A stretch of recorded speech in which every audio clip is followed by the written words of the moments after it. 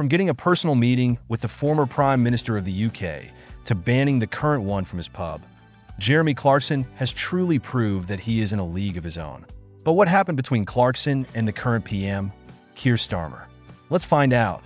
We can't say we did not see it coming. Clarkson, an outspoken socio-political commentator with mostly rightist views and beliefs, and Keir Starmer, leader of the center-left Labour Party, were meant to clash sooner or later. Of course, this is not the first time they've clashed. Sir Keir Starmer and media organizations such as the BBC were advised by Jeremy Clarkson to calm down and stop perpetuating the rhetoric that people participating in protests around the nation are exclusively far-right. He was discussing the bloodshed that broke out in Britain as protesters and police engaged in combat after the horrific deaths of 3 young girls in Southport in July. Following mob attacks on mosques and hotels that were housing asylum seekers, hundreds of arrests were made. A number of those participating in the protests, without resorting to violence, have objected to the Prime Minister's designation of the events as far-right thuggery. In his most recent Sun editorial, Clarkson expressed empathy for those in his immediate vicinity who fear being labeled a racist thug over his anti-immigration stance.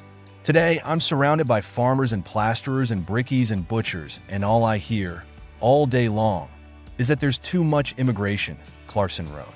But if they say this out loud, or if they go on a march, they're told by the London elite that they are far-right extremists or racist thugs. For the most part, they're not. They're just people who know that they have to shut up when the last post is played and that a cheese rolling down a hill is funny. There was a time you'd have called them the salt of the earth. He also personally slammed Starmer, saying he doesn't seem to grasp that.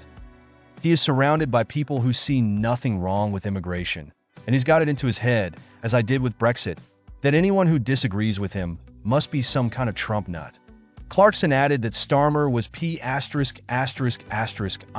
off millions of ordinary Britons by calling them modern-day Hitlers, after highlighting the large number of individuals who were concerned about immigration and who supported Reform UK and Brexit. However, the reason for the ban may be more personal. As you know, Clarkson's newest business venture is a pub, the Farmer's Dog, that he opened just last week. However, as Clarkson revealed in late August, the new PM was the first person to be banned from the pub even before it opened. In an interview with Kathy Newman, he was asked about Starmer and the new ruling party that he called a hopeless bunch.